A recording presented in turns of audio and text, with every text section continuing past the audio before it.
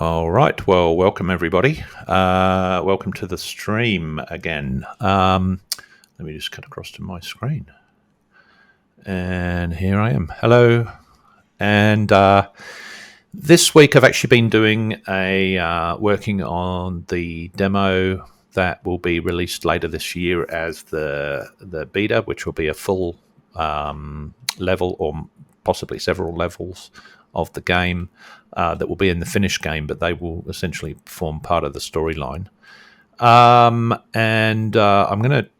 just been sort of experimenting this evening with both the Twitch streaming settings, which is at 1080p, and the game window, which will also be at 1080p. So hopefully the stream will keep up with it and will be okay. I'm still learning how to sort of tweak both to run in parallel nicely while I'm in the editor as well. So this is the demo scene that I demonstrated at GammaCon. If you came to GammaCon in Canberra, you would have probably seen this scene, although it's undergoing quite a bit of change now. There's a lot more in it. There's a lot more going on in it. And I'm going to walk you through some of the things this evening and do some work on a bit more animal AI, because we want to bring in the wolves and we want them to do things, follow us around and have their own AI going on in this environment. But I can certainly show you where we're up to with this one. So this is in the editor window. So I'm just sort of browsing around. I've turned off the sky. If I turn that back on, you'll see the sky. And if I turn on the post-processing effect, that's the actual effect that you'll get in game. The post-processing effect is very nice. It does sort of darken the view a fair bit and sort of make the colors a bit more intense, and that's intentional because of the impact on the storyline. But you'll also notice when we're down in the dungeons that the lights actually have a lot of flare on them, which is a really nice. I find it a really nice effect. It will be something in the final game that you'll be able to turn off if you want to sort of tweak it for performance reasons. There will be settings to be able to turn on and off anti-aliasing and resolutions and pixel effects and all that sort of particle effects. And all the usual stuff that you can turn on and off to sort of tweak your game performance. But as you can see, the dungeon's pretty bright at the moment. I've got to tone that down a bit. It's a little bit bright, but I do like the effects that the lights are having as we sort of move around in that dungeon. So anyway, I'm going to take you back up here and show you some things that I've been working on in the last few days. You'll have to forgive me. I got COVID a few weeks back, and I'm still a little bit I'm still in recovery mode, I think, from it.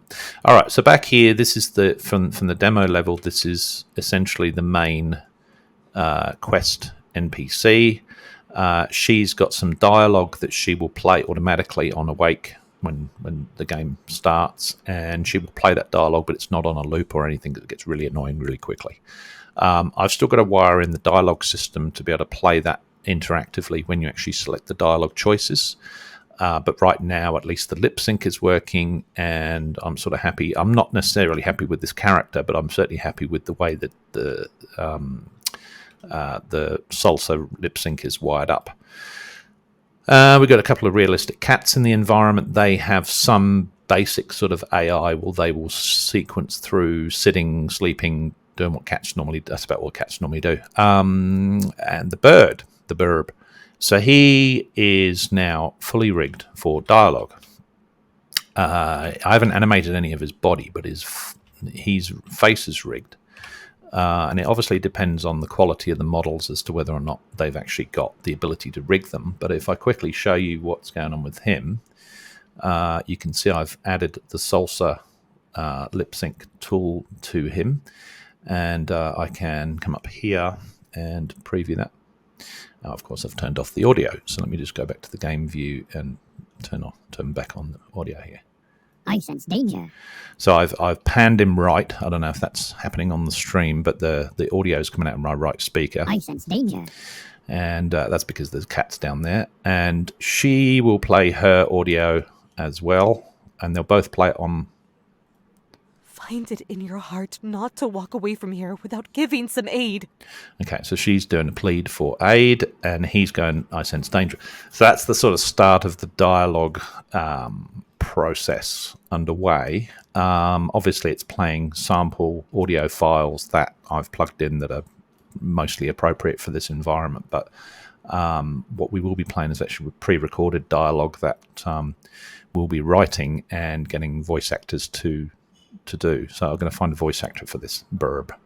So anyway, so he's actually rigged up. I redid him a few times to get it working quite nicely, but he's got these visemes at the moment, which let me zoom in a bit more on him. I'm going to isometric mode. I'm actually going to turn off those so you can turn off those so I can see him a little bit better. Bring him up there, kind of pan him around to the side a bit, and let's lock the inspector. Okay, so he's got, in terms of speaking, because he's only got a beak, he hasn't really got mouth shapes, but I've got him saying small, say medium, and say large. And if you've watched my stream before, you'll know that Salsa, when it plays through the whatever audio source is attached, it will use the amplitude of that to figure out which one of these visemes or which of them to navigate between and sort of play between. So it does it on this curve, and it will... I sense danger. You can see it's jumping between... Oh, if I collapse them up, it's jumping between them. I sense danger. It's not doing the small one very much, so we could kind of beef that one up a bit. I sense danger. And it makes him a bit more sort of expressive. And it's got this thing in here under settings called advanced dynamics that kind of make it a little bit more realistic. I sense danger. That one's not too bad, actually, but... I sense danger. So that's the lip sync. If he had different mouth shapes with the beak, then we could actually do the phoneme shapes or viseme shapes that would make sense. But I think for him it works quite well. I sense danger. And so he's both a pet and an NPC. Well, he starts off as an NPC, but you will be able to acquire him as a pet if you meet certain requirements and do certain things for him. And then he'll basically be giving you quest lines in the game as well. So he's quite a lot of fun to sort of play with. And you'll notice as he's speaking that the head feathers are going up. So these are what's called emotes. And I've created a few here, which we can sort of toggle between. And you can see each of these is actually controlling up to 4 feathers on his head. And they're more curious, very curious and startled. And then he's got a smile. I've given him a smile and a wide smile. So I am reshaping his beak a little bit there just to make him look stupid. But anyway, so he's kind of doing all this, and he'll do them randomly, and he'll use the smile when he's emoting, when he's talking as well. I sense danger. So in play mode, it'll actually toggle between these. And then in addition to that, we've got Salsa's product for the eyes, and this has configuration of the eyelids and the blink cycles. So it's got this guy's got upper and lower eyelids. So you can make him wink or you can make him blink with both eyes, and that will periodically do that. And he's also got head tracking. So on the head tracking piece, it's moving the bone rotation on his head, and he has been set up to... There you go. It's got a look target, and the look target is actually at my character, at the player. So his head will follow the player around the room until you move beyond a certain point. I think 45 degrees or whatever it is. I don't know what so it's got infinity here, and when you move beyond that, he'll just look forward again. So you're trying to walk round behind him, he can't move his head right round. But I haven't done anything with his wings, but I can. So they're rigged, and his tail's rigged, and his feet are rigged. So I am intending to do stuff with the way that birds do that little dance they do with music and things like that. So it's a whole lot of fun we're going to have with him. And I'll show you him playing it in a moment. And this NPC, she has very similar. It's the same setup. She's got a look target, which is, again, my character's head. So she'll look at the character, at the player, and follow around the room, unless you go and walk behind her, in which case she just looks straight ahead. But she's got her own talking animation for gestures when she's standing there. She's got her own eye configuration and blink cycles and those sort of things, and eyelids. And she's got... Oh, I'm looking at the wrong character there. I should be looking at that one. There we go. She's got the proper viseme. So she will actually do a worse sound, F, T, th, ow, E, and ow. So she's got different mouth shapes that will fire. Find it in your heart not to walk away from here without giving some aid. So you can see it kind of, although no other facial animation is happening because we're just in edit mode, we're not actually in play mode at the moment. You can see that the preview of these visemes when she speaks, that whatever that audio line is, you can see it's toggling between all these shapes, and because these are in that sequence, it does look actually quite realistic. Find it in your heart not to walk away from here without giving some aid. So when you do the blink cycle and she's staring at the character and she's moving her head and she's doing the gestures, it all kind of comes together quite nicely. And it's actually, once it's set up, it's actually very little work to actually tweak it then. And it's really more about writing the dialogue and getting the voice actors to actually record the dialogue. She has been given a V-Health controller, which is part of the Invector the Invector third-person controller that I'm using for the main character, and this is the one that basically does damage to the NPC if I hit them. So I've given her 40 hit points. She's got a health recovery, so if I accidentally hit her, she will recover that health, but if she gets below 40, she will then kick off an event here. She'll play an audio, and if I hit her, she'll play an audio, and if I kill her, then she will play some audio and do a death fall backward animation that doesn't look very good on this character. And actually disables the head tracking, so that because before I did this, when she's dead on the floor, her head would still follow me around the room, which is pretty damn scary if you ask me.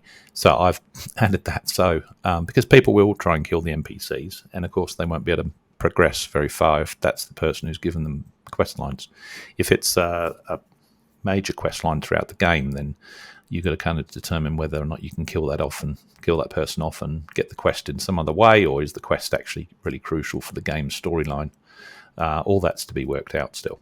So anyway, you can kind of see a fair bit's been going into these characters. If I show you what's going on with the cats, they're basically rigged the same way. I've just picked two particular cats, and they've not got voice rigging or anything like that, but they do have very, very nice models. Like the model is just superb. Cat's eye is just fantastic to look at.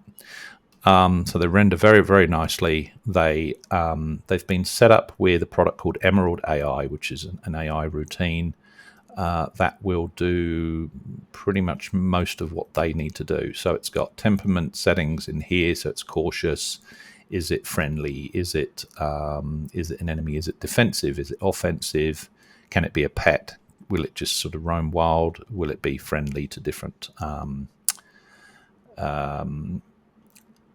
tags? So you can tag undead, for example. It will be unfriendly. It will be an enemy of the undead, but it will be friendly to other creatures, NPCs, and other animals, and the player friendly. So cats generally are friendly until you tickle their tummy too much. So yeah, you set up all this stuff. I think probably most of this, once it's been set up on this Emerald AI system, I can copy and paste not only to other cats but also to other animals that share the same sort of behavior. So again, it's mostly just sort of clicking and dragging stuff. There's very little programming involved in any of this.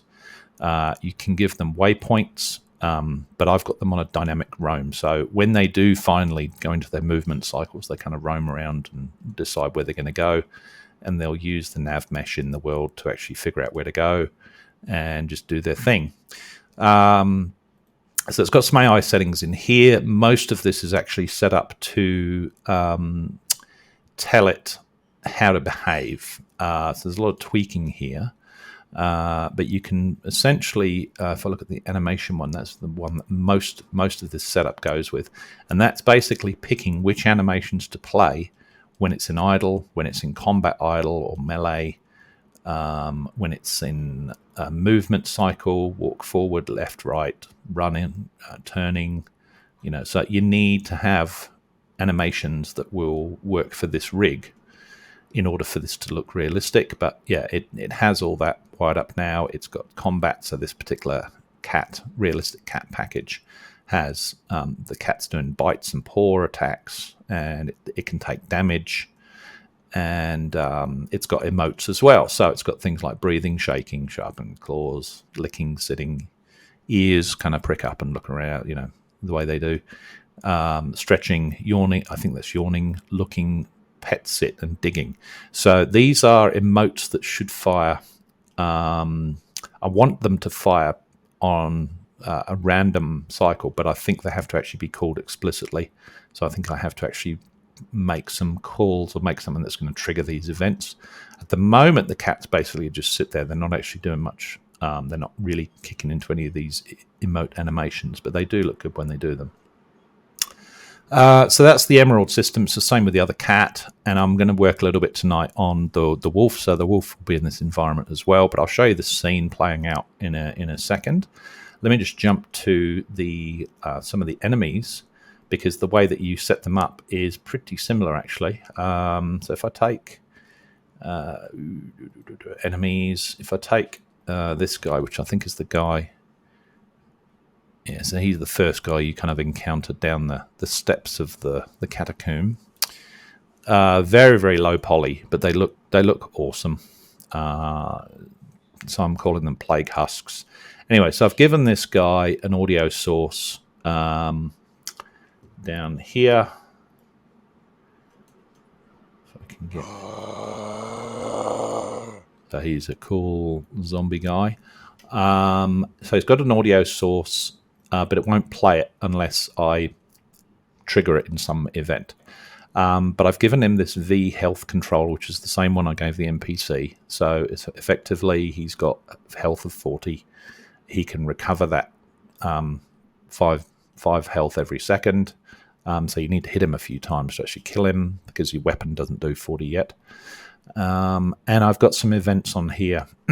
So there's a sound here when you start to give him damage. A nice sort of squelchy damage sound. Let's jump back to him. And then if you manage to kill him, he will play this, which I think is a good sort of zombie dying sound. And then he will also play an animation, Death Fall Backwards, with his feet in the air. And if you leave it, if you hit him once and he kind of just stumbles around, he won't actually do any attacks on you yet, because I haven't wired that up. But I wanted to have the sound effects and the sort of the full experience of what it's like to kill these guys. But if you leave him and you walk away and come back, he will get back his health, and then you get this sort of thing, which I think is pretty good. Are you going to use the Wilhelm scream? I don't know what that is, to tell you the truth. I'll have to look that up. Sorry. Yeah, I've got a whole swag of audio effects from a company called Kafofo on the Unity Asset Store. I bought a whole swag of them, 10,000 audio files, because they're such good quality. Some of these will be sort of background noises. So you can imagine this sort of stuff, if you can hear that. Very good sort of background noises. Books turning pages. We don't have chainsaws. Look it up, it's iconic. Yeah, I will do. Thank you for that. I will, after the stream, I'll definitely look that up. I do have some screams in here. I've got really, the combat gore ones are great. So you imagine you've killed these guys, you're kind of wandering around. These sounds are such good quality. I love them. You can make a real horror game out of this. And Zarktor is not necessarily a horror game, but there will be elements of this. Some of it's not going to be appropriate, like the glitches. It's not a sci-fi game, or certainly not at this point. It's not. But yeah, I'm starting to sort of pull some of these sound effects into events tied with the characters. So as you kill them or they hurt you, then it's going to start playing these audios, and I'll do some randomization as well, so it's not always the same. Lots of ghosts, whispers. Yeah, these are good.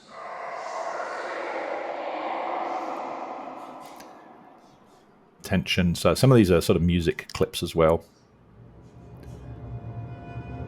So you can imagine that playing in the background as you're approaching the main boss. Awesome. Really good. I'm looking forward to sort of just experimenting with these and starting to put them in. There's some zombie sounds here. I've got lots more of them. This is just the Kafofo ones, but cave ambience. Lots of these. There's probably a random amount of those sort of sitting in the background. As you go through the caves, you're going to hear this. The critters. Some of these audio files are superb.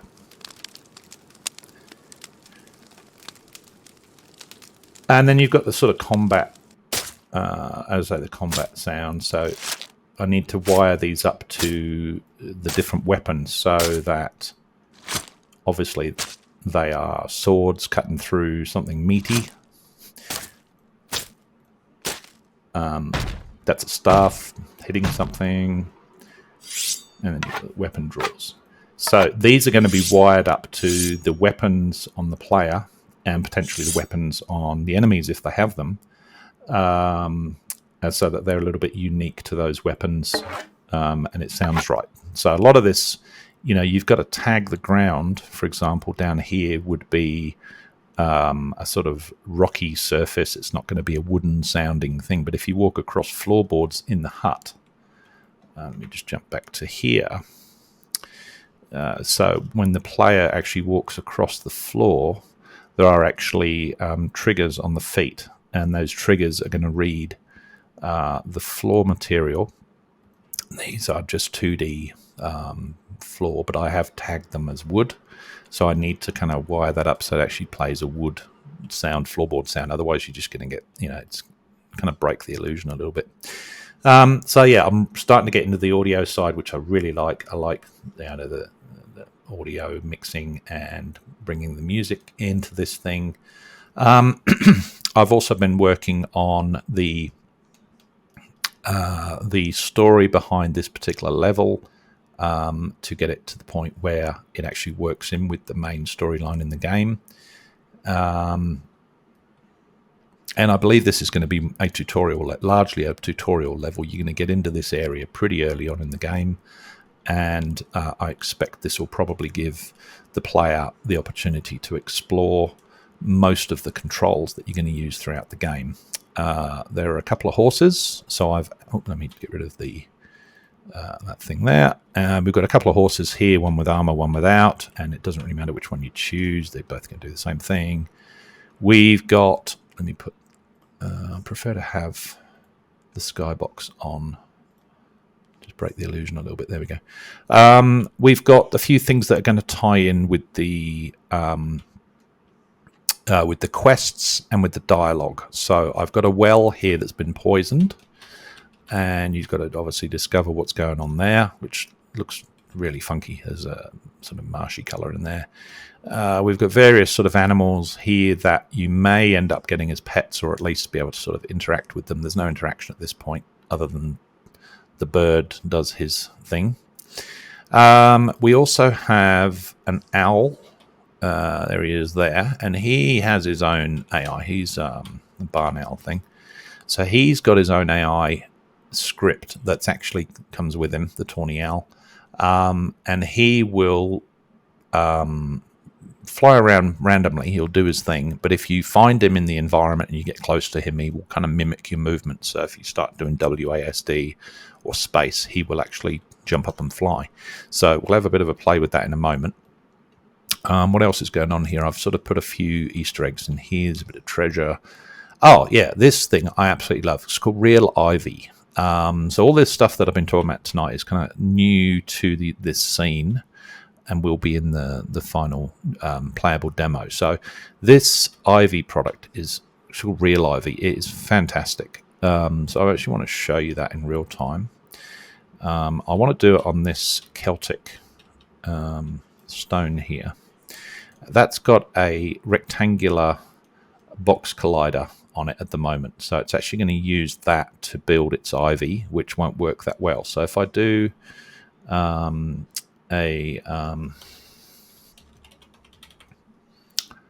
let's do mesh collider. That might work a little bit better. It's convex. Okay, so I've got that there. I'm just going to move up a little bit because I want to make it look like it's been there a while. Let's just save that scene. And all we need to do to get this to do something really cool is to find the tool wherever. What the hell did I do it? Ah, there you go. 3D Dynamite is the company that made it. Brilliant, brilliant product. Real ivy. You bring it up. You place a seed on the thing, and you start growth. And off it goes, and it does all its ivy, and it just crawls up and all over it. Now, that's doing it in the editor, and I can sort of play with these settings, but obviously keep going. I'm going to reset that and just put one in the middle here and just start the growth there. So you can really have a lot of fun with it, and you can save it in the scene, which is what I've done with those around the entrance to the catacombs. But you can also actually do this in real time. So if you had a spell, for example, from a mage or a some kind of wizard that was more of a sort of nature spell, then you could potentially place a seed in runtime mode and actually do this as a runtime procedural routine that might creep along the ground towards an enemy and then grab them. So it's fantastic, absolutely brilliant product. Love it.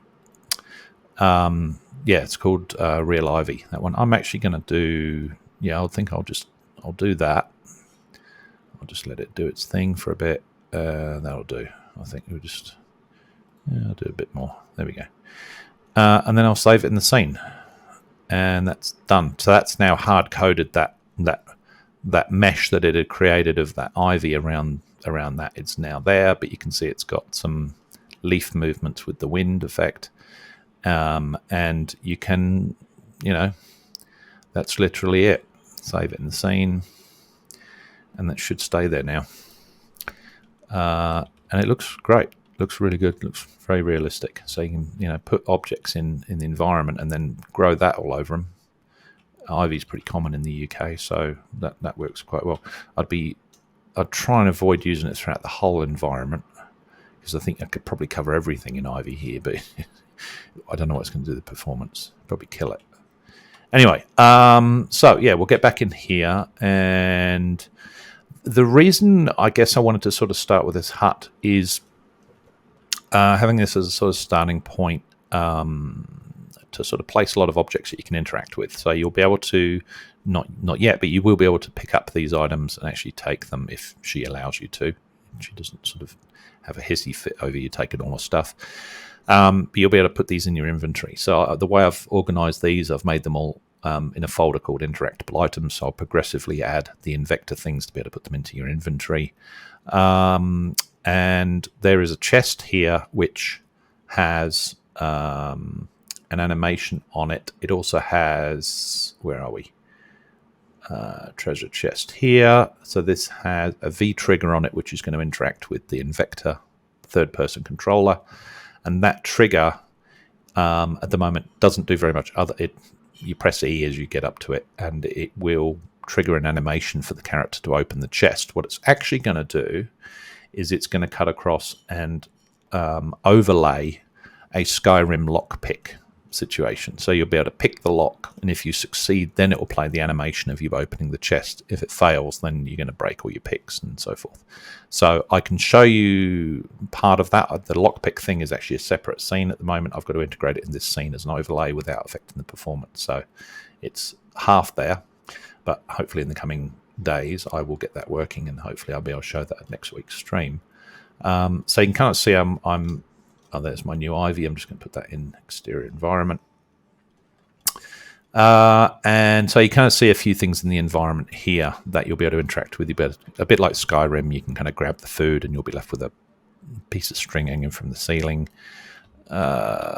there's an Easter egg in there. I'm not going to show you what it is, but if you look in there when you play in the game, you'll find what is in there. And yeah, you'll be able to collect, hopefully, a few things that will be useful on your travels. Now, the character, haven't sort of spoken about the main player character for a while. I've been working predominantly with the female knight because she's got a really good equipment set that you can tweak a lot. So she's in the leather gear at the moment, sort of leather, sort of ranger gear, I suppose. But when I wire it up with RPG Builder, and you wire it up with the inventory, you will actually be able to switch the inventory. So for the moment she's wearing these boots, for example, we can actually switch that up to different types. And I've made these combinations of meshes to create different armor pieces that will be equipped on this character. So you can see, you can pretty much convert her to a full-blown knight. Leather pants, probably that's going to stay that way. Let's change the chest add-ons. Let's go for the full plate. You get the idea. These are meshes that should actually switch out. So when you put one on, you take the other one off dynamically through equipping those pieces. You wouldn't overlay lots of them underneath each other because it's going to be drawing them for it's going to be in memory for no reason. So it needs to sort of switch them on and off. Shoulder pieces, let's get those. Neck, so she can have that stuff. And then obviously the old fur cape things. And of course, helms. So yeah, she can basically be fully equipped. That's why I kind of like this character, because the mesh is already there with all of these armor sets. I don't need to really build them onto this character and resize them and rescale them. They're there as it is. What did I have before? Leather fancy, I think. So I'm just going to take her back to and give a couple of straps and that thing, whatever that is. A couple of sort of chest straps for weapons. Oh, and then you've got these arm add-ons. Rare braces. But you can see the variety that you can have here, and these are all individually equipped items. But essentially, when you put them on in your inventory, when you equip them, it's going to switch one for another, and it's going to hide the hands if it needs to, or it will show the hands if it needs to. And yeah, obviously there'll be different stats with different abilities associated with these. Some of the other characters have fewer armor sets to go on, so I need to add armor sets from another pack called Infinity PBR Humans, and they've got an awful lot of armor sets, but they've got to be, the blend shapes have to be resized to actually fit on the characters, so there's a bit more work involved in them, whereas this one straight off is ready to go. So let's just go with the leather boots. There we go. And weapons, so we can obviously have weapons attached as well. What else is going on in this environment? There's a bit of background music, which can be changed at any point. We've got some particle effects going on. I'll say the post-processing will be tied in with the Fimbulwinter storyline. And if you clear that quest line, then that's going to basically change that post-processing effect, and part of the story will actually change as well. But you'll get a different, rather than it being nice, clear and sunny, you're going to get a darker environment if you haven't completed that quest line.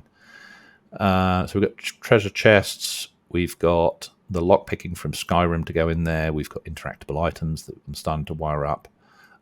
Lots of props, some of which you can interact with, some that you can't, like spider webs are in the corner of the room up there, those sort of things. And I'm starting to work on the dialogue system from Pixel Crushers. So Pixel Crushers dialogue system. So this thing here allows you to build your dialogue in a node tree, which allows you to have branching dialogue. And this is what's going to be happening with the NPCs. You're going to be able to choose your dialogue answers, and you might wind up at the same outcome. You might not. Sometimes, you might get a quest as a result of something, or you might not. So it's going to really support multiple playthroughs and different experiences depending on how you want to sort of role play it. But basically, the dialogue system allows you to do that. And Pixel Crushers, their product's pretty much best of breed. They also have Quest Machine, which is the questing system, which I'm going to have in here for giving out quests, putting them in a quest log, completing them, getting the rewards, and a system called Love Hate that basically allows you to put in. Hey, how you doing? The Love Hate system essentially is a reputation system. So it's based on deeds. So, for example, what I'm planning to do with this person is she will give you a quest to go out to clear out the catacombs of all the dead guys, the undead guys. And as you progressively do stuff here, it's going to affect the deeds are going to be triggered here, and that will be tied in with the quest system. So that's pretty cool. Things like if you go around and you kill all the animals on a farm, she'll probably change her dialogue because of the reputation that you're getting by either killing off or helping different groups in the game is going to affect that. Yeah, I love it. I haven't done anything with it yet in the game because I'm still working through the impact on the storyline, but there will be a lot of stuff going on with these three products in particular, because there's obviously the main storyline, there's the dialogue and the quests, and the reputation between the different groups. And there's cultists, there's demons, there's zombies, there's wild animals, there's pets, and there's NPCs. I was making stylized grass so I can touch grass virtually. Yeah. This stuff here, you can see it just moving around the editor. I don't think it actually interacts. I think the player just sort of moves through it. But you can add. I'm using ATG, Advanced Terrain Grass, which I think does have that sort of capability to be interacted with as you move. If you make the grass longer and you move through a field of it, it will sort of part and perhaps stay there. I haven't really played with it too much. So yeah, there's a lot going on in this scene, but the idea with this scene is to build out the playable demo that will be free to play for the beta testing, and this will be released sometime in Q4, I think. As soon as basically get this to the point where it's got all the main game mechanics, I want to get the dialogue working in here, get the combat fully working, the RPG builder where you're able to equip the armor and those sorts of things, so that you get to sort of experiment and play with all of the aspects in the game, even if you haven't got the full storyline. And really what's going to happen with the main game then is sort of building out all the levels associated with it. So yeah, it is indeed. I am going to just play the demo in a separate window at the moment. I will do it in the editor, but I want to just show you the main the generation that this was last night's build. So I do a build each night to see that it's still working. I sense danger. Find it in your heart not to walk away from here without giving some aid. Okay, so what you heard, I hope out of your right speaker, was the Birb, and then the woman, and she's doing a thing. So here's the Birb. He's got his own animation cycles going, whatever he's doing. There isn't any interaction because I haven't got the dialogue system wired up to actually do the dialogue interaction. It's just playing some audio. But you can take her out. Okay, so I'm going to go over here. That wasn't very nice. I'm actually going to minimize my streaming window because I think that slows it down a bit. There we go. That's a bit better. Okay, open the chest. As I say, this, before it actually opens the chest animation there, it will play a Skyrim lockpick scene in front of this. So a bit like Skyrim, where you're able to then attempt to pick the lock. The bird is going to give you some quests. You'll be able to interact with him, and if you fulfill certain needs, you can see him looking at the character there. He will periodically look at the character and look back. So he's following me around the room a little bit. And if I move right around behind him, he kind of gives up on trying to look at me. Actually, there you go. No, he's still got his eyes on me. Oh, that's right, because he's got eyes on the side of his head. So he's quite cool. I haven't done anything with his flight yet, but he's going to be quite fun to get the dialogue written. That's he'll be a comedy thing. He'll have a lot of funny lines in the game. Let's just go out here. Here you can see the effect of that Fimbulwinter. The sky was actually blocked out from a volcanic eruption in Iceland, believe it or not, and in 536 AD, and the sun was actually blue coloured. So that's the effect I'm going for. Obviously, it's very sunny at the moment. It's nice. It looks nice out here, but it will be darker and gloomier until you solve that quest line. There's the horses. I'm just going to do a quick run around this scene, and I'm going to close. That's better. Keep jumping into my Twitch window, which affects the frame rate, surprisingly. Alright, so let's go over here. The owl is somewhere. There he is. There's the owl. So he's mimicking my movements at the moment. If I zoom out a bit, there we go. He kind of just potters around a little bit.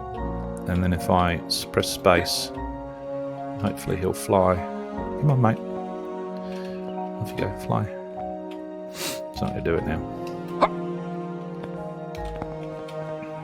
As I say, he's got his own AI, so he'll probably do some hunting or something in a minute. Anyway, he's around.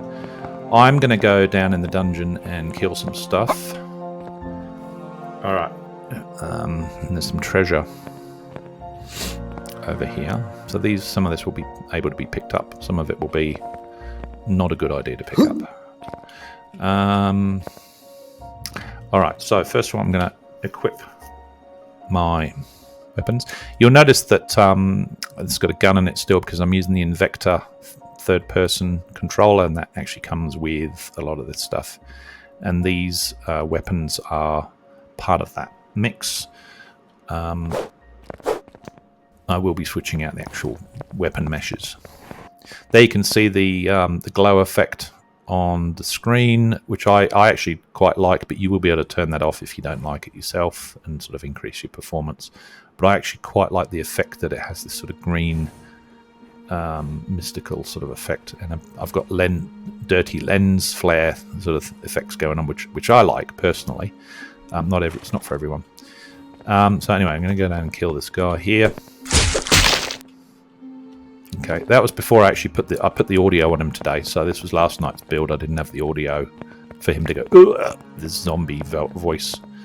But I'm going to go down here. If I press the right thing, I'm going to switch to my bow and arrow, because I do like bow and arrow.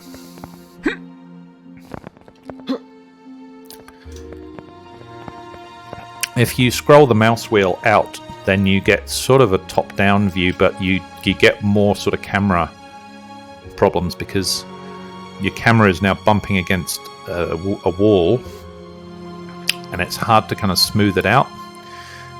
So generally you have the camera in a little bit closer, but you can zoom it to whatever you want. It's almost first person. So I'm sort of going to experiment with your ability to use first person. And then it zooms in for the shots.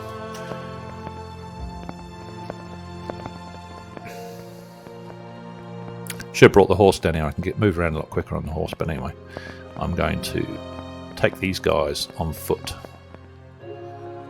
And they're all in one place at the moment, apart from that first guy. They're all down in this lowest dungeon, but I will be distributing them a bit more, and it will be tied in with the quests as to how many of them and which ones you need to kill. They don't do a lot apart from their main animation, but you see that they do die.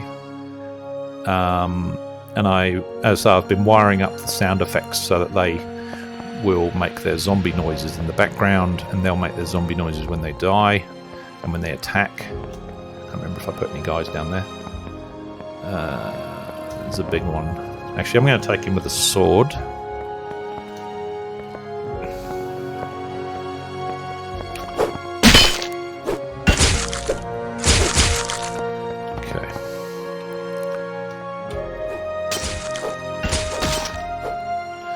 Alright, so there's a few glitchy things if the camera's too far away and it hits the wall.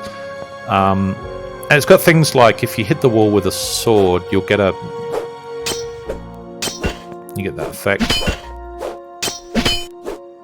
It's not going to do anything other than blunt your weapon, perhaps.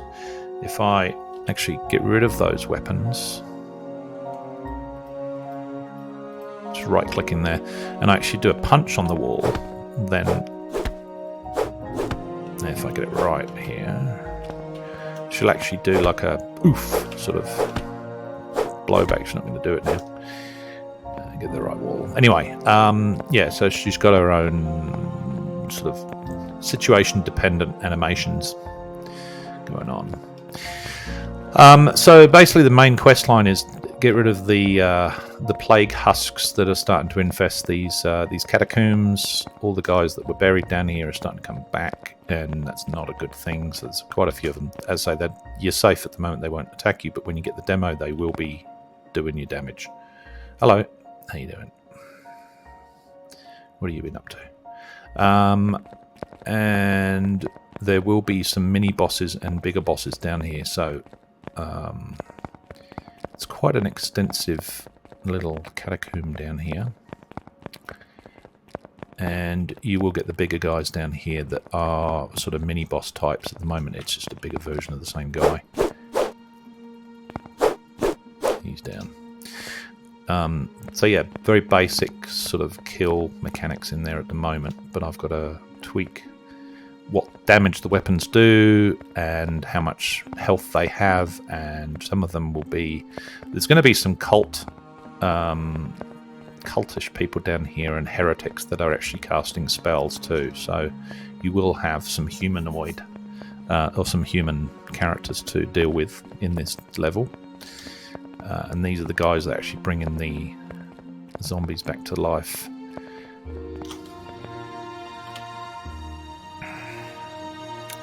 Put that back on. Let's have a two-hander. Okay. You'll do. Oh, there you go. There's the... So if you hit the wall, you can, I think, randomise. You'll get a oof and sort of blown back a bit. And there will be collectibles and things down here that you need to achieve different parts of the quest. But what you're seeing here is effectively the playable demo in its early form. And later this year we'll be releasing that to anybody who wants to be part of the open beta. And we'll get some feedback from everyone to tweak it into the final game. Just to finish off, I'm going to just jump in here.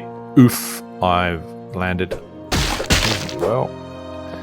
And I'm going to be stuck down here because you can't get out of this. I need to put a ladder down here. Oh, this got a blowback. I need to put a ladder down here and add Invector's climbing mechanic so she can actually climb out of here. That's a package that I can integrate with this. Oops. Alright, so she's now stuck, basically. Once you're down here, you're done for. Alright, so that's the playable demo. So, yeah, you kind of get an idea of where we're at. Back to Unity. So, I'm using the latest version of Unity 2022. Well, it's probably a few weeks old, this version. But yeah, I'm on the latest. What I want to do actually this evening is to bring in the wolf into this environment and start plugging in some AI. So I'm going to use this scene. I'm actually going to hide my preview window in Twitch because I think it is making a difference to the performance. Yeah, make a little bit of difference. Okay, so I'm going to bring in the Malba's wolf and then wire up the AI routine with some animations to make them do stuff in the environment, and that should then mean that you've got the cats, you've got the bird, you've got the wolf, you've got the horses for the mounts. I didn't mount the horse. I will do that in a minute. There's some chickens in this environment as well because she's running a very small, very inefficient farm. And yeah, we want the wolf. So let's bring in animals. Where are we? Characters. And we want animals. And we want... where are wolf, Melba's wolf. Now the question is, which one do we want? So we've got this little guy, Arctic wolf. So he's a pup. So he might be quite good. We've got a black one. I think he's actually really good. I'm going to use him. So there he is. He's pretty small, and I might put his mum in the environment as well. We'll wire one up, and then we might wire the other one up as well. So there she is. It's actually got a fur mesh over the top we can take off, so you can actually have the dog with and without. It looks like a sort of dingo. And same with this little guy. You can actually take his fur off, make him look short head. Anyway, so out of the box, this is the Melbas, which are the same group that do the horse riding one, and they've got this wolf pack. And then they've got realistic wolf, which is obviously another mesh over the top. You can do like a low poly version. This is the realistic version. And you can have a grey one as well. So maybe we've got one in the environment too. Oh, actually, we've got the little one, so let's not overdo it. All right, so with this guy, I'm going to now, what am I going to do? I'm going to use the Emerald AI setup manager and basically just go through a process of putting him in the environment and setting him up with all his animations and things. So what makes it a little bit easier for me is to have the project window over on the left, so I'm not bending my neck to get over there to look. And we don't need to do a huge amount with him. We need to pick what he is. So let's plonk him in there. Tag for AI, well, he's an animal, so I'm going to tell it that he's an animal. And this, you can see this stuff here where you're doing these tags. This is where you're setting materials for walking a lot of the time, or water or things like that, so that this is going to trigger different sound effects when you trigger feet contact with these things. There's animal. The layer I'm going to put in there as companion AI. Yeah, let's keep him aggressive, actually. AI's confidence, brave. He's a big wolf, or she is a big wolf. AI's wander type. I'm going to leave it as dynamic. This is the part where you can actually set up waypoints. So you can create waypoints in the environment, and they will potentially move between them or back and forward between them. You can leave them where they are, or you can set a destination that they've got to work their way to, and it will use whatever method to get there. But dynamic, they'll just do a roam, a random roam, auto-optimize. Weapon type will be melee. They don't use ranged weapons. Death type will be an animation. You can make them a ragdoll. And this is where it's going to use the nav mesh. So if I move to bring up my nav mesh, I'll just show you what I've baked into my nav mesh. Navigation. And turn that on. Okay, so it's not brilliant. It needs a bit of tweaking, but you can see the nav mesh has been baked into the environment. So anywhere where it's got that blue is the basic nav mesh, and then the pink is the height mesh as well. But that blue is where those wolves should be able to get to. You probably can't get on top of the well. There's no way up to get there at the moment. And they won't wander into this area, but they'll wander throughout the blue area, which is absolutely fine. So that was it was baked. Let's turn that off. That's going to use the nav mesh, and that's it. Set up AI. That's basically that now adds the Emerald AI component to the wolf object. I can now come out of there, pick this guy, and it's converted it from a prefab back into a normal object in the game now. And but it's added all these Emerald AI scripts. So once I've configured all this, I would then drag him back in and put him back in the folder as a prefab, so I can reuse him for other things.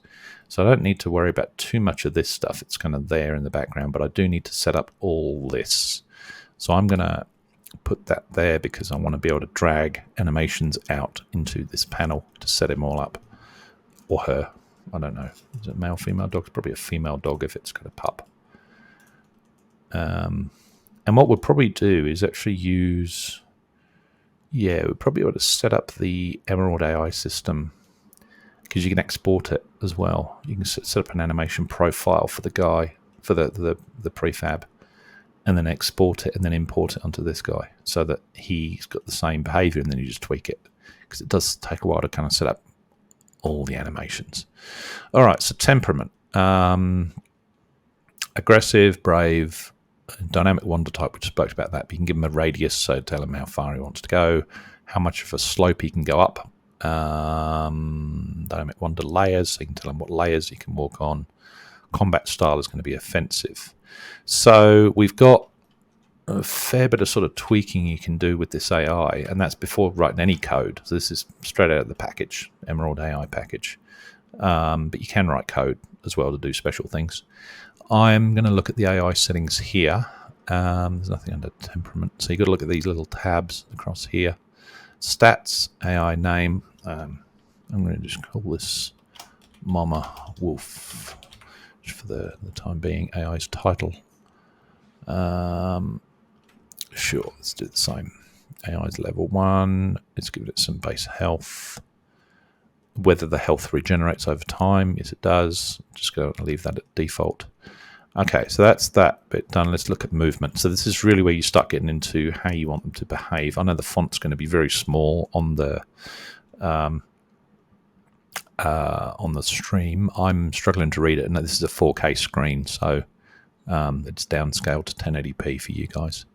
All right, so nav mesh driven, walk speed, run speed. You can speed them up. Movement animation is going to be a walk. Companion, pet AI, follow distance, all these sort of things. So it's got a fair bit to sort of play with, and you need to kind of experiment with this stuff. Combat. Oh, did I do this? Separate tabs. Yeah, so you got to look at these little tabs underneath now. So damage settings. What's going to happen with damage? How's it going to do it? It needs a melee attack animation in order to do stuff. So I need an attack animation, which means I need to go to animations. Let's actually do the animations first and come back to the AI settings. That's easier. All right, so the idle animation we need now to find Malbur's animations. Animal control, wolf light animations. That's not it. It's out here. I've merged these folders. Animal controller. Where are you? Where are you? Where are you? Empty controller demos. Wolf light. Actually, what I need to probably do is look at animation clips and search for wolf. There we go. That's better.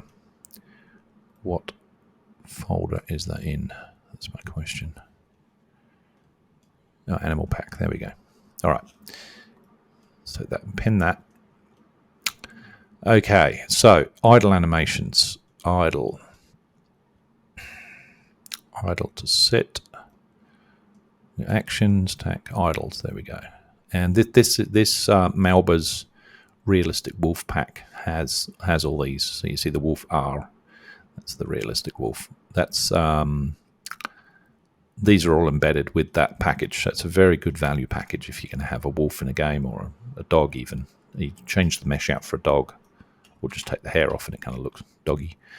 And you can actually have this as a player character, so you can actually control this as a player, which I think is pretty cool. We need to actually create the animation controller.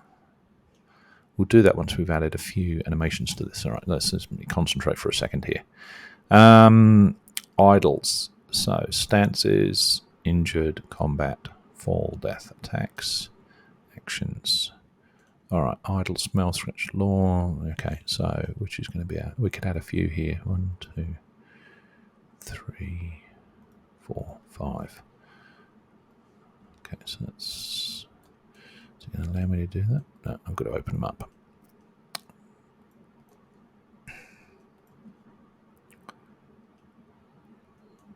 All right, let's do idle, smell. Actually, that's the first one. Idle, scratch, yawn, look right, look left, idle, non-combat, idle, smell. Okay, now melee, idle, combat. So we want to combat Combat's going to be combat stance. Idle combat. Okay. Obviously, some of these are active under under certain modes, not others. So this one here, for example, the use warning. This will sort of do a bark animation. If it's a cautious AI, it can actually trigger a melee warning before it actually does its attack. So things like that. I'm going to say no to that one. And this is where we can export and import the animation profile. Once we've created it, we can shove that over to the little guy. I'm going to create the animation controller now. And I think I've already done one of these, but I'm going to redo it. And I'm going to put it in. I'm going to put it in my main resources folder. I want to do that. So Wolf AI. So it's going to create and manage that within the Emerald AI environment. So I don't need to worry about the Unity's animation builder. It's going to piece this together itself, which is pretty cool. So that's the main idle stuff, and it's quite easy to miss an animation on one of these drop downs. It's actually got a tool here, check for missing animations, that will run stuff in the editor, and it will let me know if I've missed any animations, which is cool. So non-combat movement. So now it's into just walking around. So I need locomotion. Walk straight. So walk forward. That would be that one. Walk left. Turn left. Walk left. And there's a walk left 90 degrees. But kind of got to try these and just see how they play. And you can make it mirror from left to right. And then you've got run. So walk, turn, trot, run. Interesting, it doesn't have a run forward. Interesting, okay. Is it an action? Walk, turn, trot. Trot forward. All right, let's do a trot forward. Run, trot left. Let's turn 60 degrees. It figures out these angles itself, which is pretty cool. Trot right 60. Okay, now we've got turns. Wolf turn left. Wolf turn right. This looks laborious, but I think once you're doing 20, 30 animals over a few days, it's mostly drag and drop. Once it's set up, you can export the controller profile and just copy and paste it between characters and then tweak it so that they behave differently. But the wiring up this bit is the slowest part. This is where you can choose the animation profile. I haven't created one yet. I haven't exported it yet. All I've done is create the controller. So I think that's the non-combat movement. Let's do the combat movement. So we want attacks, and we want locomotion. It hasn't got locomotion for. It's got stances. There we go. Combat walk. Okay, that's the ones we want. Okay, so combat walk. Straight animation. So we want to walk forward. Combat trot forward. I need to open that up. Combat walk left. Combat walk left. Or trot left. I think under combat it's going to be moving quicker. That's run. Damn it. Okay. Alright, let's do walk left. Walk right. I think testing this out will know whether or not it's got problems. Walk back. Has it got to walk back? Doesn't have a walk back. So what we can do here is reverse the walk back. Which will take the trot forward one and just play it in reverse, so it can't do it backwards. Actually, we could do a normal walk. Walk back. Oh, it does got one. Walk backwards. There we go. Okay. If we do walk forwards, walk forward. Okay. So it's combat forward is going to be a normal walk cycle. All right, so now running, which is this trot. Trot forward and trot left and trot right. Okay, now we've got combat turns. Let's collapse up some of those. Combat turns, turn left, turn right.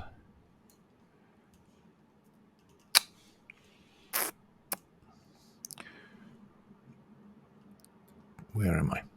Turn left, turn right. There we go. Turn left, turn right. Okay, as say, you can mirror them. That's that one done. Okay, cool. And you can copy. That's the other thing is once you set up non-combat, if combat animations are basically the same in terms of movement, locomotion, you can just copy them from the one to the other. So, but I've created up because this animation has its own combat locomotions. That's what I've used. So now combat, does it equip anything? No, it doesn't equip anything. We've got attack animations. So we want, how many we got here? 1, 2, 3, 4, 5, 6, 7, 8. How many can it have? Okay, so you've got to create animation events to actually use them, but I might as well plonk them in here so that they can have, looks like 6. Okay, so let's do a bite. Let's do a attack jump forward as the first one. Attack jump forward. Masked. Yeah, okay. Let's do a left paw. Let's do a right paw. Charge high. Charge low. Charge released. Bite. Bite right. Okay, so that's its. We can speed them up if we need to. It should play that first one, I hope. Okay, use run attacks. That's got sneak. That's handy. That'd be cool. And you can use custom events on top of this as well. You don't have to necessarily use this sort of wizard thing. No, I'm going to use run attacks. Use hit animation. Whether or not this AI will hit animations for both combat and non-combat. Whether or not this AI will use hit animations. Blocking animations. Combat hit. Controls the animations will randomly play when an AI receives damage when in combat. So if you hit the dog or the wolf, what's it going to do? It's going to take damage and front left. How many of these can we have? We have a few. Obviously, we want to kind of randomize. Let's do it from the front. Not sure what that mask one is. I'd have to read up on that. Damage left. Let's just do 4 of them. Damage right. Oh, and stun. Stun and get rid of that one. All right, so hit animations. So that's combat hit. Controls the animation that will randomly play when AI receives damage when not in combat. Okay, so that could be where you can surprise it. I'm just going to do, actually, let's do a stun and front left, front right. Okay, death animations. All right, deaths. Here we go. Just 2 of those. Death 1, death 2. Okay, so that's that piece done. And then the emotes, which is where all the fun happens, where it's doing stuff. Again, you can trigger this one by passing in the emote ID, which might be through dialogue, or it might be through a trigger or a nav mesh or any number of things. It looks like you can have up to 10 here. So these would be actions, I would assume. Bark. Crawl. And we need IDs for these. Let's go 1, 2, 3, 4, 5, 6, 7, 8, 10. Okay, so I'd need to wire up something to actually trigger each of these events, but we might be able to do that with the AI somehow. Drink. Yeah, let's do some drinks. Howl, definitely. Lie down, yep. Lie down and howl. Lie to sit, sit to sleep. Pick up things. Oh yeah, it's pretty cool. I've not seen all of these yet. Oh, it can do a yes and a no as well. So he can kind of nod his head. And you do this if you're, talking to him and giving him go fetch and sleep idle. So let's put that there. All right, so we've got some emotes. And if we now do check for missing animations, and just wait a second, it should come up in the event log. If it's missing any. Looks like we might be all right. I think I did it fairly thoroughly. If we go back to the AI settings now, the melee attacks, you can have these melee attacks. This is where you would choose the animations that you've wired in and decide on each animation how much damage it would do, what the impact effect is. So this is where you're actually choosing how much, if you've got 5 different attacks like that, what damage those are going to do. I think I've got 6. Charge high, charge low. I might as well just plonk some figures in here and just see how it behaves, really. Attack impact effect controls the effect that will play when this AI lands a successful hit with this attack. If no object is applied, this feature will be ignored. So I'm assuming that that's like a particle effect or something. It could be any sort of game object, I suppose. Attack odds, minimum damage, jump forward, let's say 5, max damage 10. Just going to chuck some numbers in here. Left paw, let's make that 3, 8. Oop. Right paw 3, 8. Charge high, I think it's going to be pretty powerful. 8, 12. Charged low, 4, 6. Attack bite, yeah, that's going to be a big one. So let's make that 10 to 15. Okay, use run attacks, no. So it's going to do it standing. So yeah, you can see kind of how far we can go. And if we put yes, then we can go and create more types of run attacks as well. I'm going to keep it a little bit simpler for the moment. Okay, so that's the damage settings. Now we need the combat actions. Does it block? Does it use aggro? Yes, it does. The aggro actions, the backup type controls. They say backup type option to disable the backup feature if desired. Backup instantly when the target reaches their too close distance. Okay, so if you're trying to attack them up close, they're going to back away a little bit so that they can get their attacks in. So it's quite complicated, quite complex, I should say. There's a lot in it. Death type, animation, hit effect, and use a hit effect when it does melee damage. So we can add an effect in here and add some kind of, looks like audio sources and all sorts of things. So we'll probably will come back to that. But I don't think it's required in order to get this thing rolling. All right. Nav mesh. Yep. Agent avoidance quality. So the nav mesh for a human may be different from the nav mesh for a dog, because a dog may be able to get underneath something, underneath, say, this barrow over here and go through it, where a human gets blocked by the collider. So you can have different nav mesh settings for, and bake them for different types of creatures. Optimization, I'm going to leave that. I'll come back to that. Events, this is where we would get it to do things on initial events. On detecting the player, what's it going to do? So if we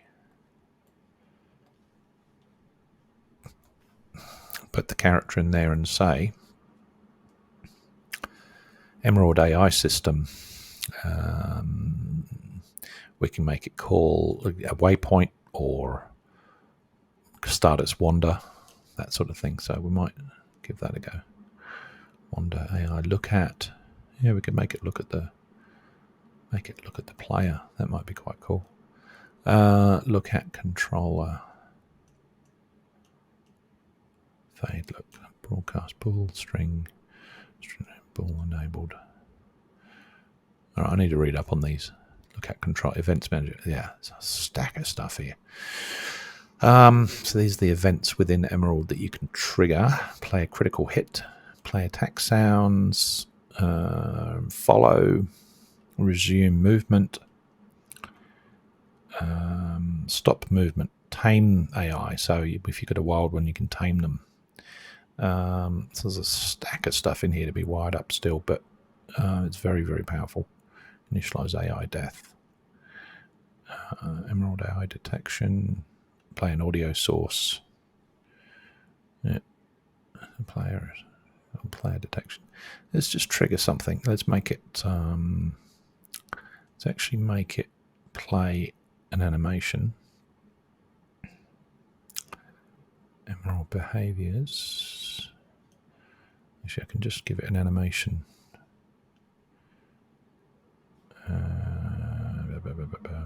Animation. Made a controller. No. Why am I not seeing it? Avatar. Play motion. Controller. No, we don't change the controller. Play string. We can actually play an animation there. But I think it needs to be on the animation controller in order to be able to play it. But I think we should be able to do this one. Wolf. R.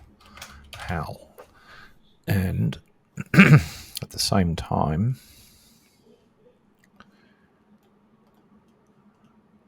audio source.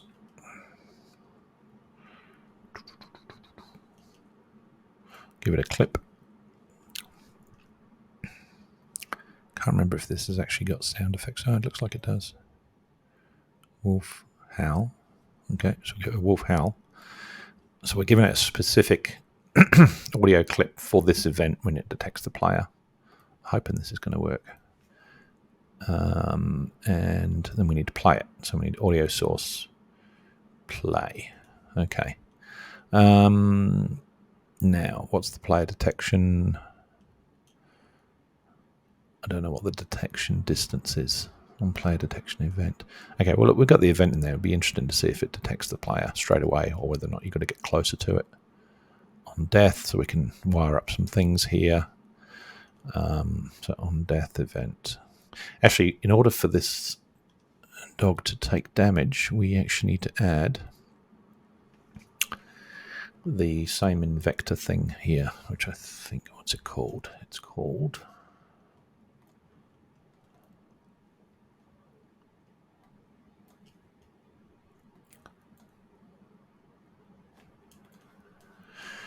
health controller. So on the wolf we'll go the health controller, put that on there. So this is the bit that interacts with Malbas, with invectors, third person controller, maximum health 30, health recovery 5. So we're going to hit it a few times. Okay, so on dead we want to take that and we want to set an audio source. Can never see that audio clip. Whining. Let's do a whine. Not that anyone would ever want to hurt a dog, but in a game people do. Let's audio source play that.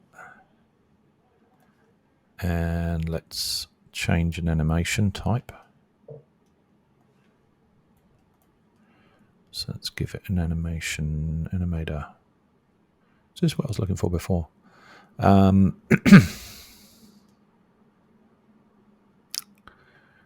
controller. Play string. We want to play a death animation, but we should be able to actually call it directly off the event manager. Play death. Oh, I got death sound. Oh, there you go. That's probably a bit easier to use. Play. Look at the animations. Health Events Manager. Kill AI. Okay. Probably want to do that. That probably deactivates it as a live AI. Let's bring that guy back down. Let's do something else with it. We need to play an animation. Which generally, maybe it's here. Follow companion target. Deactivate next waypoint. Damage amount. Generate waypoint.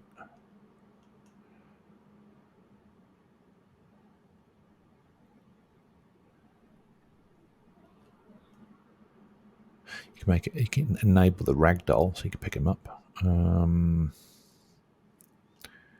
Animation states. Dead zone. Really need to read the doco on this thing. So much in it. Add a waypoint. So it's pretty cool. You get it to actually drop waypoints from the player and get this guy to follow it. Play attack sound. Play idle. Play emote animation. Ah. Aha. Okay. Play emote animation. How do you do loop emote? So that's where you call those 10 emotes in that thing. But I'm looking for an animation. I think it's going to be just on the animator. Okay, let's just do that. Let's do play string, and we'll play a death animation. I know it was wired up. It's probably not doing it the right way, but this, in theory, should work at least. We'll choose that one.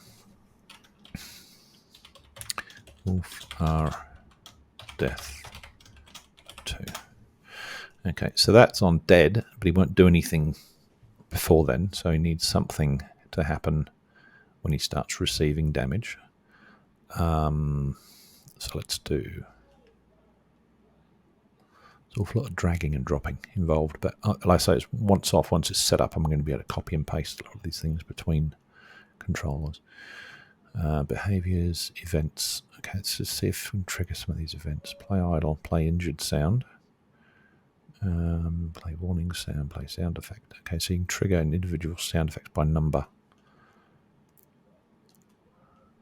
I think I just want to play audio source. I want to drag in a clip. Make him bark when he gets hit.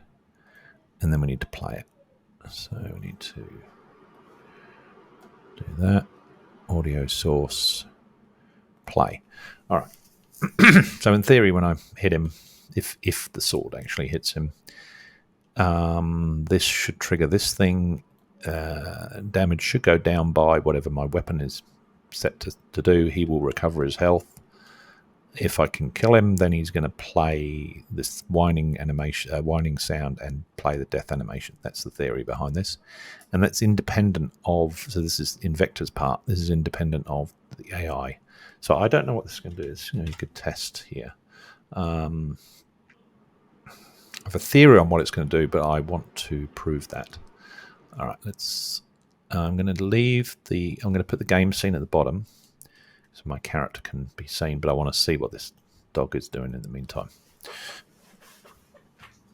I sense danger. Find it in your heart not to walk away from here without giving some aid. Yeah, mute that audio for the time being. Okay, he's off he goes. All right, so he's immediately gone into his wander around. He's using the nav mesh, which looks a bit weird here, so I need to rebake that, I think. But he's doing... This is the dynamic wandering part.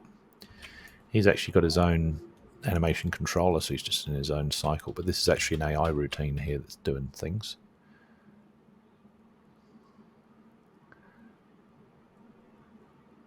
So it's pretty cool. So all right, let me let me go out there and see if I get close. Let me choose a weapon, and actually before I do that, I want to turn the audio back on, and I want to turn the music off. Where's he gone? Hello, little guy. No, he's doing his digging. So that's using the standard Malber's realistic wolf animation controller, which is literally just looping through a number of animations.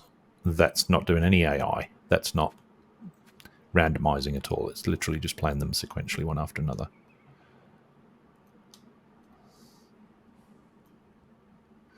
Okay, I'm not hearing any animations, and I need to see whether or not I'm doing any damage to him. So let's just pick up the V health controller. Look at the health. So he's on 30. Oh, I think, you know what I think I might need is I've got a box collider on him, but is it a trigger? No, it's not a trigger. I think that might be what's required. Okay. You're running away from me now. Where are you going? Where did you go? No, I'm really hunting for him. He's hiding from me. He knows I was hunting him.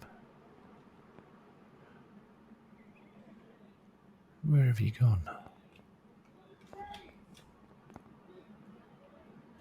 God, I bloody lost him already.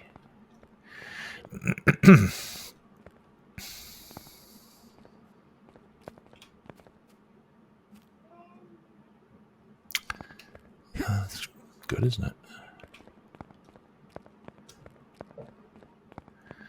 So this little guy is not going to do anything because he's not got the AI. All right, I'm going to have to do that again because I've lost him. I don't know where he went. He's on a dynamic wander. Okay, so it looks like it's tried to fire some events there. Okay. Something's happening. All right, let's take this again. Let's turn off the music. And what else was that? What else do I need to do? I need to turn on the box collider. So this guy should have a box around him that is going to represent the hit box. It's not brilliant. Doesn't look big enough to me. Let's just make that a bit bigger. I have trouble hitting him otherwise. And zoom it forward a bit. That looks like that should work a little bit better. Let's move that up. Okay, so maybe up a bit and then smaller. So you got to hit the body. The legs aren't going to necessarily do a trick. Okay, we can tweak that later. All right, so he's got a box collider that should trigger this. Fingers crossed.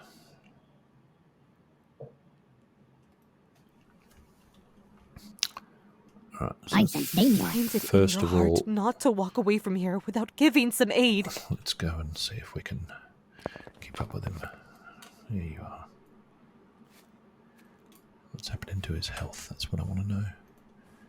And I don't think I've hit him. Now where have you gone?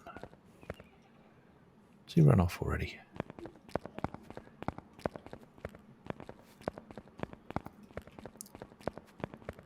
Maybe I shouldn't have given him the wander.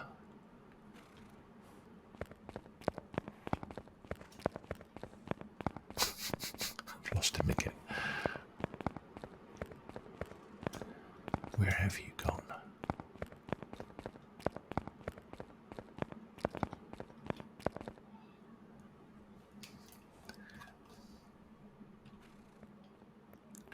Where have you gone? Sneaky little bugger. All right, I'm going to try with the sword just to see if we are getting an arrow down here, which is interesting. But that's on the black cub.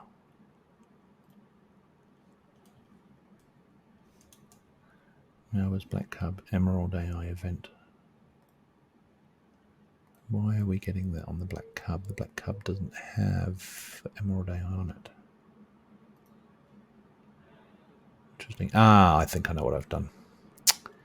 I must have dragged the black cub into something on the Emerald AI. So I've dragged the wrong prefab on here, I think. That's going to be a pain looking for that now. Animation events. Has no receiver. Yep, okay. So these are wolf attack.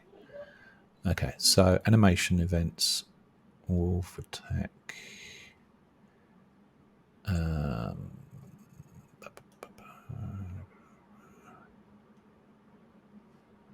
Did I not hook it up with the right model?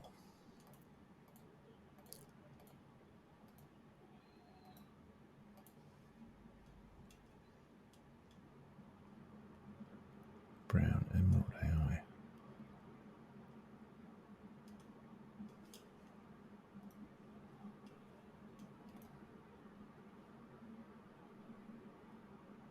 What I'm looking for attacks. These are combat events. Combat events. Jump forward.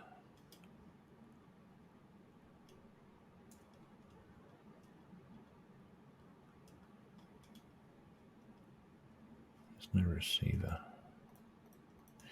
Damn it. I must have dragged the wrong prefab in at some point. He's definitely doing the AI wander so well that I can't even find him after a few seconds because he's off in the environment somewhere.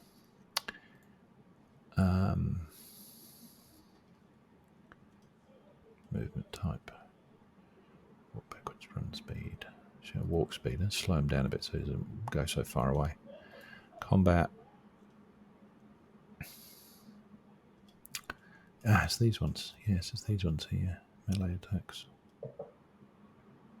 Attack impact effect. Attack animations. Okay, so these are firing. Or it's validating them, and it's but it's playing them off the black cub. What?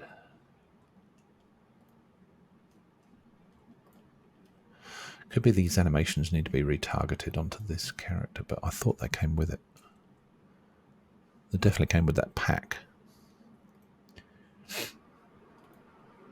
All right. It certainly doesn't stop the I play. sense danger. Find it in your heart not to walk away from here without giving some aid. Come here, you. Oh, he barked. There you go. Get down close. I'm getting out of range because I'm.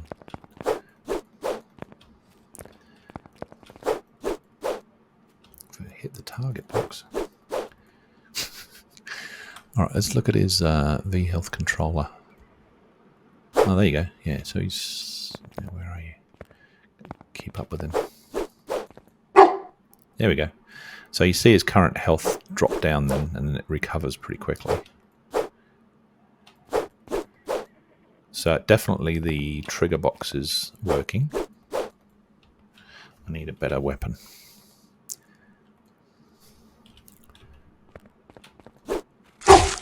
There we go. It doesn't like that. Let's just see if it will play a death animation. Come here.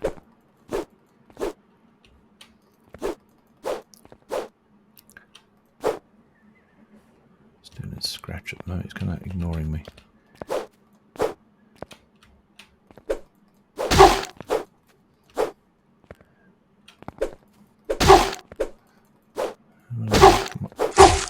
There we go. And the death animation plays. Okay, so that all worked eventually. I think I just gave him too much health. And it looks like he's deactivated. Yeah, so that is how you wire up Emerald AI. This guy's still going well. Cool. I haven't done the cats this way. Oh, sorry. I haven't done the cats this way. They don't have that invector behavior thing on them yet, but the enemies do. And I want the wild animals too. So obviously the domestic cats, probably not. But the wild wolf possibly will be until you tame them.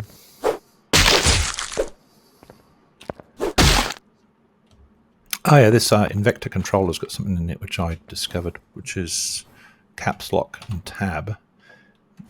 Locks you onto your target, which I think is pretty damn handy. I'm not sure about which controls make sense to toggle that. Use the mouse and keyboard here, but it certainly helps keep the camera located around the bad guy. And then you've got, when it finishes, you need to kind of toggle out of that. That kind of works quite well. So yeah, the wolf, obviously it's generating some errors, but they are actually tied in with the cub, which is interesting. So something in that main character is tied in with the cub. So I've dragged something where I shouldn't have. It's a question of testing it, but certainly that AI thing is pretty straightforward to actually just drag and drop. You just got to read up on the documentation. And these triggers here worked, even though they're probably not the right way to do it. I think should be able to call like one event on the character to say play death animation, play death audio, without having to set it up and then play it. So this should be a lot simpler. I just need to read up on the doco. And I probably shouldn't give him that much health. And slow down his refresh rate a little bit. Maybe to a maximum of 20. Should be a bit easier to do. And I think the hitbox is a bit difficult to get to because he's low down and the character is higher up. And you can't... I sense danger. Find it in your heart not to walk away from here without giving some aid. You can't punch downwards. You can only punch forwards. So I'm missing him. But obviously if you swing a weapon you can. And you can't... I can creep up on him, but I can't punch while I'm down there.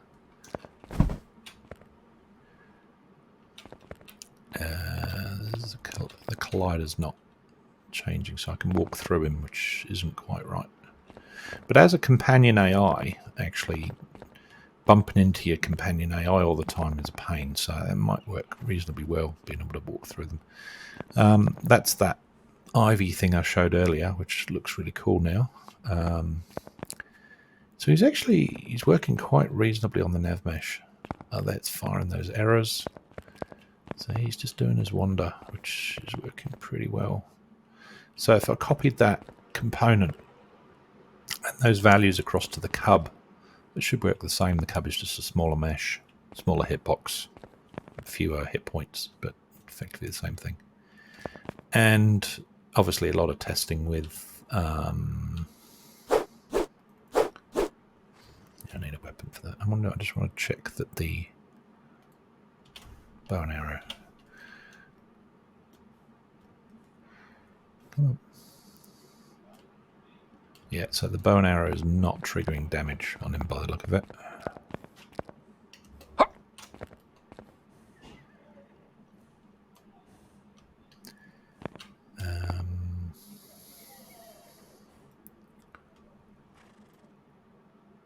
Yeah, it's not triggering damage. It looks like the arrows are going straight in the ground. Yes, they are, because you can pick them up. So the arrows aren't actually making contact, which is why they're not triggering the event. Okay, well that makes sense. I can fix that. But he's in the scene, he's doing his, or she is doing a thing. And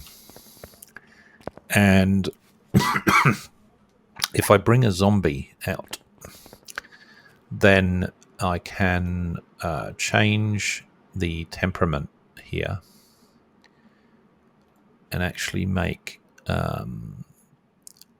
potentially make the wolf into a companion and make the wolf where is it? Look at its factions and faction options. Here is where I can actually set up the factions to say the player is friendly, and I can create new factions. So I could create a faction of wolves. Thief I don't need. I think that's a default one. NPC. Animal is actually same as creature. Undead is a thing, and I'm going to have cults. Oops. cult is a faction, and NPCs the normal other one. So I think they're probably the only factions I'm going to have. So what you would do is you would set up all your factions in here as to how wolves are going to behave toward undead is going to be an enemy. Towards an NPC is going to be neutral. Towards other animals might be an enemy. Towards wolves is going to be friendly, and towards the cult is going to be an enemy. So actually animal let's make neutral, otherwise it could just start killing off everything in the environment. But you might do critters actually. Let's add critters. So it's going to add a faction of critters, and it's going to hunt critters. Okay, so that's basically what you do, and then you just need to tag the other things in the environment to be that thing, that tag, and it should then randomly attack those critters. Yeah, so that's basically all you do. Tag options here. Emerald Unity tag respawn, not quite right. You need to find other AI. So this is going to be an animal.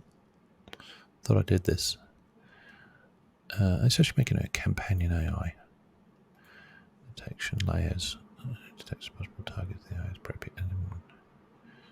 Control what layers this AI can detect as possible targets. That's going to be detection layers.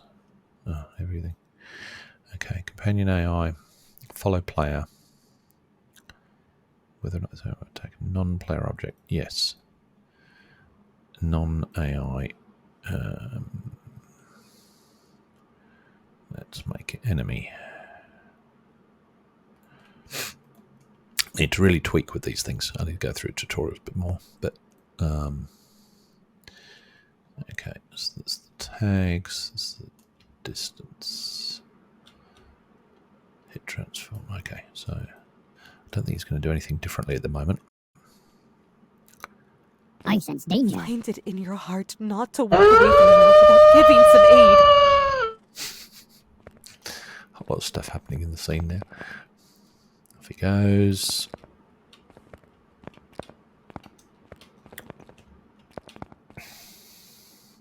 So I think if I made my character, actually, if I change my faction or I change it so it's unfriendly to me, it might actually start attacking me, which would be interesting to see. Let's turn that off. Detection and tags.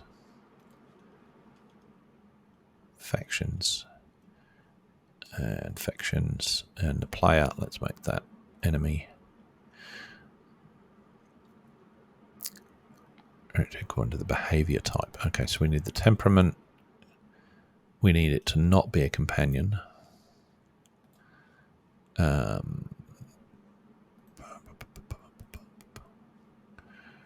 Driven. There is so much in this.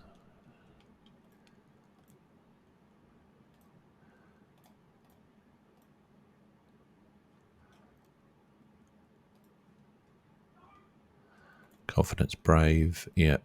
Aggressive, yep. Health level to flee. Wow, there's so much in this. Dynamic wander radius. We can actually reduce its wander radius a little bit, which I think might be handy. Just to keep it in the scene a bit more controlled. Dynamic wander layers. We can wander over pretty much everything at the moment. Combat style. Offensive. Well, that's only for that. Okay.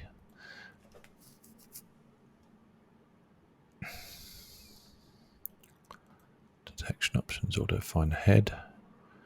Okay, so it needs the head. Null raycast, detection quality, detection distance. Object avoidance. Detection trigger. Line of sight. Okay, let's do the line of sight. And pick target. Auto find head, done that.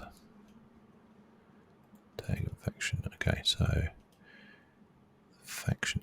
Its faction is undead. That's not right. Its faction should be wolves. And look at. Use look at. Yes. Unity, okay. Emerald, okay. Okay, let's use that. I need bone object list.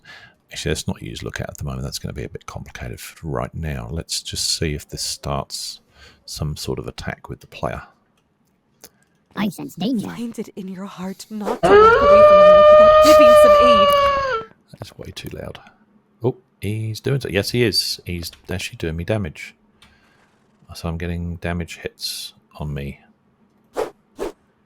And I'm having trouble hitting him because he's down there. So I'm going to use a gun. Is that doing him any damage?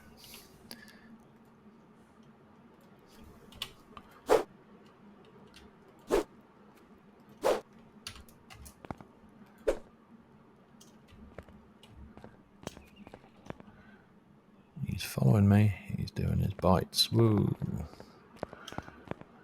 Run away. Run away.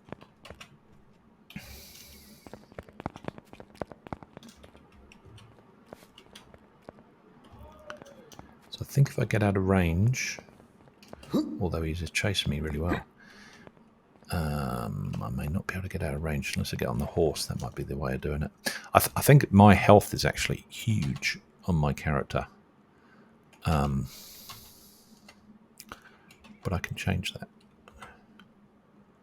Let's grab my character. Player. So my health. Third person. Controller. Health. So I've got 2,000 health, which is heaps. It's doing attacks. It's doing the attack text, but it's not. Okay, so his attacks aren't actually affecting my third person controller, so I've got to wire those up still.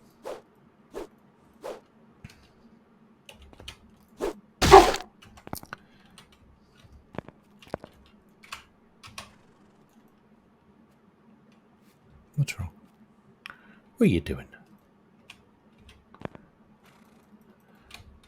Yeah, so I think what I'm thinking for the demo is they will be aggressive, and you'll need to tame them with a piece of meat or something, and then they become friendly, or at least neutral, then friendly, and then if you continue to feed them, and then they'll become a pet.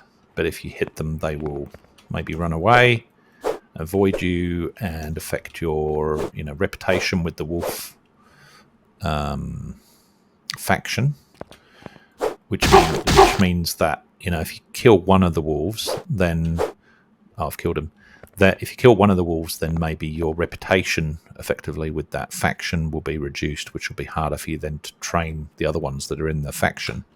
So I'm thinking on the fly here, but that's probably makes a lot of sense to do it that way. That if you start attacking all the wolves, or you're trying to tame them, but you end up hurting them in the process, then they're going to be harder to tame, and you're going to have to sort of work your way back up to neutral and then up to positive before they can become a pet companion type. I'm not going to hit the little guy because that's cruel. So, yeah, so that worked reasonably well out of the box. I didn't expect it to work quite as smoothly as that without me studying the documentation, but it's reasonably intuitive actually. So yeah, I think I'm pretty happy with that. What else was I going to do tonight? I think the wolf AI was the main thing. Before I copy it to the little guy, I'm gonna tweak the main wolf a bit more. I can't remember where he is. There he is. I'm going to tweak that more to make sure that it's behaving the way that I want with the right animations. And I want to understand through the doco the right way to trigger those animations and sound effects. That's right, the howl was very loud. And I think that howl is playing when it detects me. I think that's what it did. I sense danger. Find it in your heart not to walk away from here. So I'm obviously within range. Detection options, target distance, animations. I think it was on events. Events manager. No. Events on received damage. AI detection. No, I think it's on this main one. I think I'll, rather than waste the time now, I'll look at that throughout the week and fine-tune this a bit more, because I think the wolf AI is probably one of the more advanced AIs in the game, because it has to be start off as hating humans, or it's going to be an enemy to, because it's a wild animal, it's going to be an enemy to the player initially. So I might start it with enemy, but it becomes neutral, then it becomes friendly as you do your quests. And I think this is really going to tie in with this Pixel Crushers love-hate product, which is the reputation of the deeds. So maybe you do quests that kind of get the wolves on your side, and you're able to then tame them, and then they can do your bidding for you. But they're going to continue to hate the cultists and the undead. And they might actually be, an enemy of some NPC types and not others. So that just depends on how I set up those factions. I don't want to make it too complicated, but I think at least these belong in the game. But yeah, that was reasonably straightforward. I've not done the faction thing. I've not actually tried that before with the enemy of the player. And I'll do a bit more work on the follow. And obviously I need to bring up a UI of some sort so you can give them commands. But these little guys have got great animations in there where you can actually make them nod. So you give them a command. It might be a particular button you press that brings up a little menu to pick an attack, or follow or circle around or something like that. And these guys can nod or no, I can't do that. I think it'd be a lot of fun. And whether the cats are that type of AI is a different matter, because I think the cats are more going to be there for a bit of comedy and a bit of cuteness in the game, rather than them actually being. I can't see a domestic cat going into battle for you. I just think it's very unlikely. But definitely the bird. He is definitely going to get a bit more rigging on the wings and on the feet. I want him to do that thing where they do the dance up and down to the music. And I'm quite pleased with how he's actually doing his facial animation now. It works quite well. Where are you? Audio source. No. Salsa. I sense danger. I sense danger. Yeah, so we can kind of just plug in any audio source now. I can give him custom lines of dialogue at any point through the dialogue system. Once I wire up the dialogue system, I'll be able to do that. Let's give him a wheezy cough.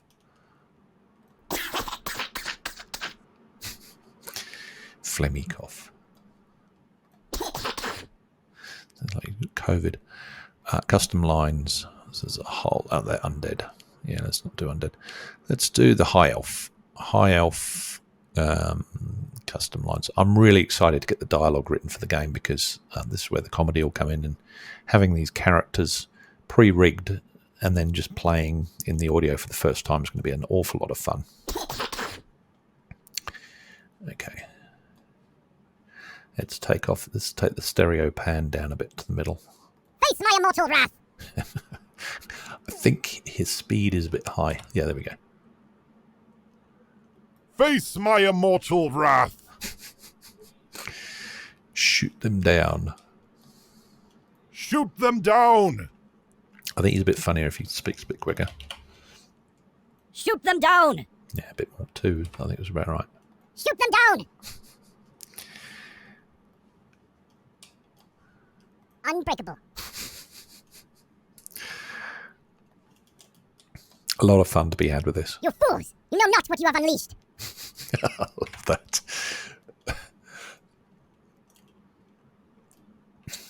Let's put him in isometric view. You'll see him a little bit easier then. Okay. You fools! You know not what you have unleashed. These mortals are useless. I could just sit there for hours playing through these. These mortals are useless.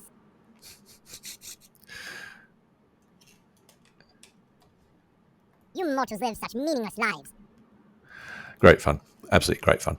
All right, so I think I'm going to leave it there. What's it? Nearly 11 o'clock, so we've been going for a couple of hours. So hopefully it's been of interest to you to see where the level is getting to. As I say, I'm building, got an automated build going every night now. So as I'm adding things in, they're going into the build. And the demo scene that you're seeing here is the one that I'm building for everyone to play. So it should be a lot of fun. I will be back on next Saturday at 9 p.m. In the meantime, I will continue to work on the things that we spoke about. So animations and the pets, and a bit more on the combat as well. So starting to get into these sort of factions, and might do a bit of work on the wolf, see if I can get them to do a follow when they're a companion AI. And also the actually, I should show you the where are we? The lock picking, because it's fun. I love the lock picking in Fallout 3 and in Skyrim. So the package that I've got is actually from Infinity PBR, and they are where are we? Lock picking here, and if I pick the scene, demo scenes, and I pick, we're going to use the keyhole locks rather than the ciphers, I think. So let's load up that scene. Unity's been a little bit unstable recently. Sometimes it crashes because I've been on the latest beta version and get a bit unreliable. Okay, so let's close off some of these other things because we don't really need them. So when you go up to the chest that is sitting behind the NPC in that scene and you interact with the chest, what it's going to do is bring up this UI. So I've hidden a lot of the other stuff that's on this UI.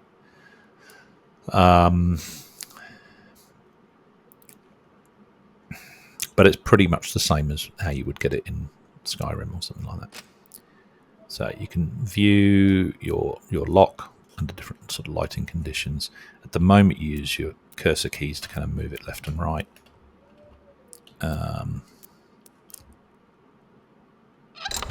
Oh, look at that, first time. Brilliant. And it's got the snapping lockpick thing happening. So, and obviously you would have an inventory of lockpicks that you might run out of, which means what are you going to do? You have to break the chest open, potentially. So this thing's really good. Obviously, the successful pick of a lock is then going to hide this UI and put you back into the scene where you get in the chest and you're opening the chest up and getting all the goodies out. But yeah, very, very good product. This so this is from Infinity PBR, who make a lot of player character stuff actually. But this particular scene has the canvas. I've hidden all the other things on the canvas here, but you can actually see the extent here where you can change different textures. You can actually have the lock preset to a certain lock range and lock distance. You can get it to reset every time it fails, which means you thought it was left whenever each time it's randomized. So you're going to waste all your lock picks. You can change the different lock types, padlocks, base plates, all that sort of stuff. So, and the emissive lighting behind this as well can be changed. So there's a whole lot of tailoring that I will be doing in the environment to make it look like it's on the front of the chest. I may not use the emission coloring here because I'm not sure about magical chests just yet. That may be later in the game. But this thing here, yeah, is pretty neat actually. I really like it. I've busted the scene already. Anyway, so yeah, that is coming. That will be embedded in this catacomb scene with 1 or 2 chests in the game. And obviously you'll get items. So this is one of them. When you crouch down in front of it, you start that interaction progression process. You mortals live such Find it meaningless in lives. your heart not to walk away from here without giving some aid. All sorts of things happening. So there's the open chest UI, which is in vectors. So I've just moved within distance and he's just detected me, which means he'll probably come in wanting to kill me in a minute, isn't it? Yeah, so you get down in front of that. The E, rather than playing the chest animation, which is what it does right now, what that needs to do is trigger that other UI for the lockpicking from Infinity PBR. And then on successful lockpick, come back to this scene or unhide the UI and then play the animation, open the chest and display all the goodies. Oh, here he comes. Oh, trouble. That's working surprisingly well. Now he get away. Oh. I did that so well that he's now going to find me and follow me all the way across the map. I wonder if he follows me all the way into the dungeon. Let's see whether he follows me on the horse. He is indeed following me on the horse. And I think he's pretty quick too. You still following it? Yes, you are. So he's almost like a companion now because I don't think he can actually hurt me. Let's zoom the mouse wheel. Let's go all the way down here. Does he follow me? Or have I lost him?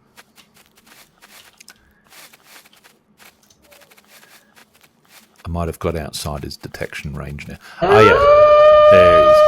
Detecting me again. So I think that's that range radius thing. Anyway, a lot of fun to be had. So yeah, in this next week, that'll be my focus. I think is sort of wiring up these pieces now. Pixel Crusher's dialogue system, then the quest system with the main character and the bird, the Infinity PBR lockpicking with the chest, the wolf, and its training AI so that you can actually make it a pet or a companion, and maybe with the faction thing in there. And I think those are pretty key parts of the demo. Once those are done, I think it should be getting close to being able to put it out there. So yeah, hopefully things will move along very rapidly.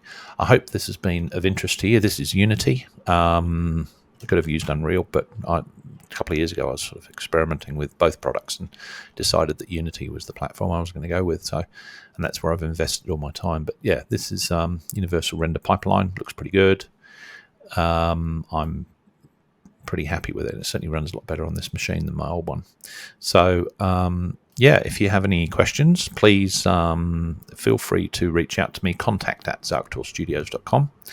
And you can also reach out to me on my Discord server. So if you look at our Steam page, there's a link to the Discord server and join Discord, and you can certainly get into the beta program that way. But you can also give me suggestions, which, you know, if I can do it, I'll try and put it in the game. So and try and have a game that everyone enjoys playing. But yeah, I hope you've enjoyed the stream. I will be back on next week. Take care, everybody.